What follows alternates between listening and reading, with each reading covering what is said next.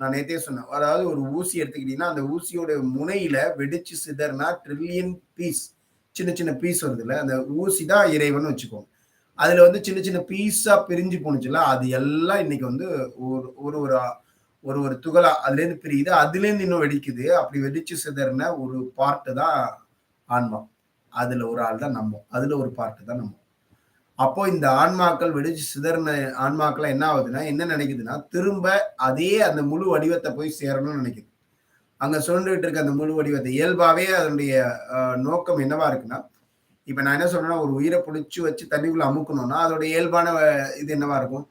அதுலேருந்து வெளில வரணும். தப்பிச்சு வெளில வரணும். இப்ப எல்லா உயிர்களும் எதுக்காக ஒ ஒவ்வொருத்தர்ட்டேருந்தும் அந்த உணவு சங்கிலிலயா இருக்கட்டும், எதுலயா இருக்கட்டும், எல்லா உயிர்களுடைய வாழ்க்கையில முதல் குறிக்கோள் என்னவா இருக்குன்னா, தான் பாதுகாப்பா வாழணும். உயிரோட வாழணும்.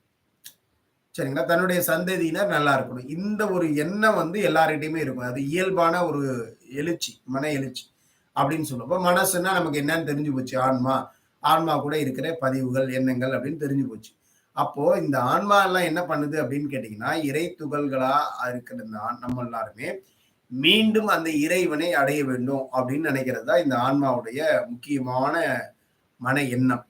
இப்ப இந்த மாதிரி இருக்கக்கூடிய இந்த மன எண்ணத்தினால அவங்க எல்லாமே சிதறி இந்த பிரபஞ்சம் முழுவதும் சிதறி இருக்குது. சரிங்களா? எல்லா இடத்துலயும் அப்படின்னா பாத்துங்க அது பலாயிரம் ட்ரில்லியன் கணக்குல சொல்லிட்டோம் அத. அதுவே ட்ரில்லியன் அதான் சொல்லும்போது, அது எல்லாம் இப்படி இருந்துட்டு இருக்கிற இந்த ஆன்மாக்கள் எல்லாம் என்ன பண்ண வேண்டியிருக்கு அப்படின்னு கேட்டீங்கன்னா, மீண்டும் இறைவனை அடையணும் அப்படிங்கிறது அதனுடைய நோக்கமா இருக்கு.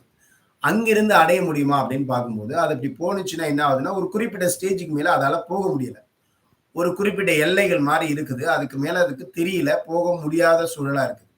அப்போ எல்லாத்தையும் வழிநடத்துறதுக்கு அங்க ஒரு இதுலயே ஒரு கொஞ்சம் வளர்ந்த ஆன்மா, கொஞ்சம் அததான் என்ன சொல்றாங்கன்னா, நம்ம பேசும்போது அதுல வந்து அது வந்து கொஞ்சம் முதிர்ச்சி அடைஞ்சது அப்டின்னா என்ன அர்த்தம்?